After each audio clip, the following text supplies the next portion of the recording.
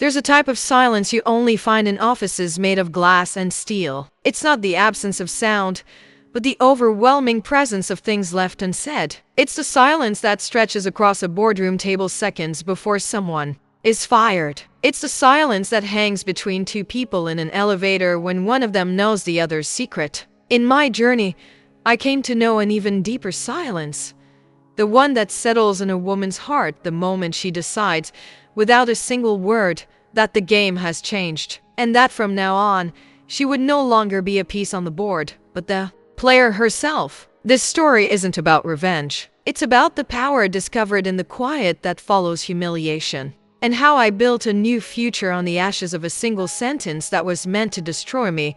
If you love stories of overcoming adversity and believe in the power of transformation, hit the like button and subscribe so you never miss a story.it. All started with an admiration that I now see was dangerously naive. I was an analyst in the strategy department, and Mark was the project manager. He was brilliant, sharp, with a charisma that seemed to fill any room he entered. And I, who had always believed in quiet meritocracy and letting my hard work speak for itself, watched him from a distance. I built a version of him in my mind that was worthy of my admiration, a potential leader, someone I secretly hoped would finally notice me. I mistook his arrogance for confidence, his ambition for nobility. I was one of those people who believed that love, or even admiration, meant giving your all, applauding the good and excusing the bad. Today, with the kind of clarity that only distance and pain can provide, I understand what the theorist Bell Hooks meant when she wrote that love is an action,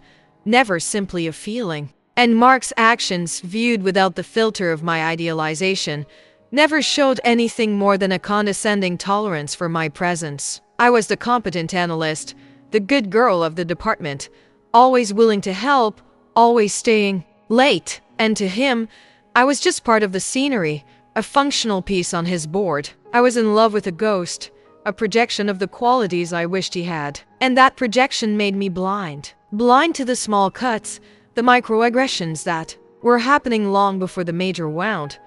I remember one time I spent 2 weeks developing a new data analysis model. It was complex, but it optimized our team's time by 40%. I showed it to him, proud, seeking his validation. In the next meeting with the directors, he presented the concept as an initiative he was beginning to explore, never once mentioning my name. At the time, my mind raced to justify it. He has the big picture view, I told myself. It's only natural that he presents it. I ignored the pit in my stomach. I ignored the feeling of being erased. Another time, a friend from a different department invited me for coffee. She said carefully, "That Mark, he has a way of making other people's ideas sound like his own, don't you think?" I felt my body tense up, not against him, but against her. I defended him. I said he was a creative genius and that it was normal for ideas to circulate. I felt a sick sense of relief in protecting him, not realizing that I was, in fact, abandoning myself. Your intuition is rarely wrong about people. What's wrong is our desperate need to be right about who we choose to admire. And my stubbornness in defending the image I had created of him was my greatest weakness. But I had no idea that in just a few days, that weakness would be exposed in the most brutal and public way imaginable. It happened on a Thursday, a company happy hour, the kind with loud music and cheap beer. The air was thick with small talk and forced laughter. I felt out of place, as always, but I decided to make an effort. I saw Mark in a circle of colleagues, telling a story, gesturing, the center of attention. I took a deep breath and approached. For a moment, he noticed me and smiled. My heart skipped a beat. Maybe tonight was the night. The conversation, for some reason, turned to the cost of living in the city, rent, salaries. That's when a colleague mentioned how expensive everything was. And then Mark, trying to be funny, playing to the crowd, turned to me. The smile on his face was wide, but his eyes were cold. In front of everyone, he said, loud enough for all to hear, "With the salary you make, it's a miracle you can even afford rent." Time froze. The bar's music seemed to fade away. I heard 1 or 2 nervous laughs, but what dominated the space was a deafening silence. I felt the heat creep up my neck and spread across my face, a burning wave of pure humiliation. His eyes gleamed, satisfied with the effect he'd caused. He had expected laughter, but what he got was collective discomfort. In that instant, the image I had built of him shattered into a million pieces. There was no leader, no genius. There was only a small man who needed to make others feel small to feel big. I didn't cry. Not there. I just turned and walked away, feeling the weight of every stare on my back. Stories like this are a reminder that our worth is never defined by others. If you agree, subscribe to the channel to keep exploring the power of resilience together. That night, in my apartment, the pain came, but it wasn't the pain of self-pity. It was a cold, lucid anger, and for the first time, it was aimed in the right direction. I finally understood what the researcher Brené Brown means.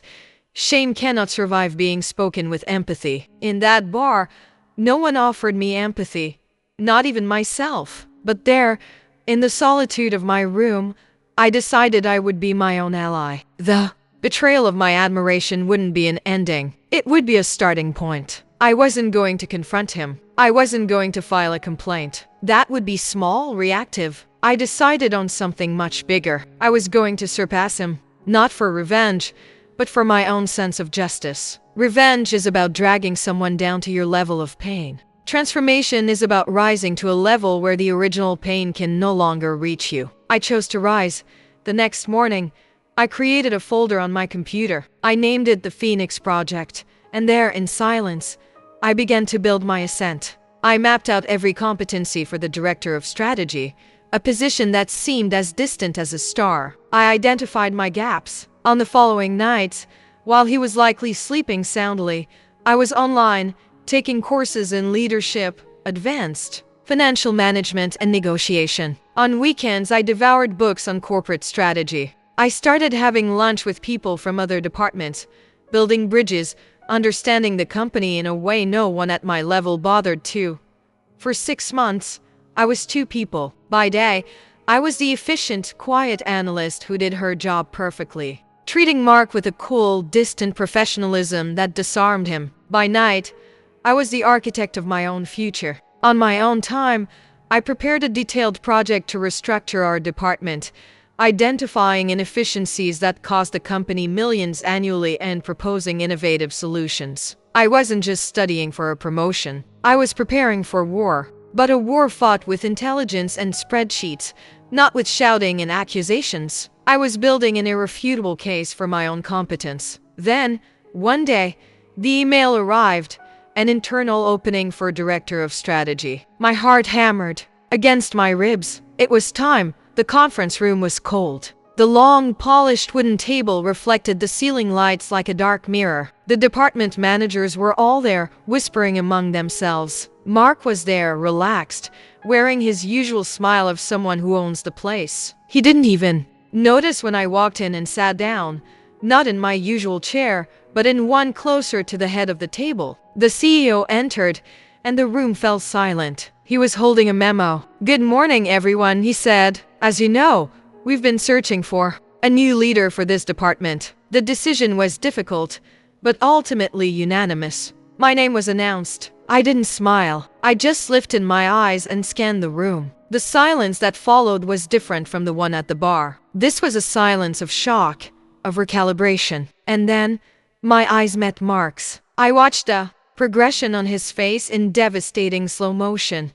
The confusion, the denial, the search for a hidden camera, and finally, the hollow panic of understanding. The smug smile he wore like armor melted away, revealing the insecure man beneath. We didn't exchange a single word. We didn't have to. My new position at the table was all the dialogue we needed. I hadn't won an argument. I had changed the reality. Without hesitating, I stood up, thanked the CEO, and in the steady voice I had practiced for months, I began my first meeting as director. "Thank you, everyone. My first act will be to present a restructuring plan I've prepared over the last few months. Could we please have it up on the screen?" The Phoenix Project lit up the room. As I spoke, with data, with facts, with a clear vision, I didn't look at him. I didn't need to. I was no longer performing for an audience of one. I was leading a team, and he was now just a part of it. Today, life has a new configuration. Mark still works in the department. He's competent at his tasks. Our relationship is strictly professional,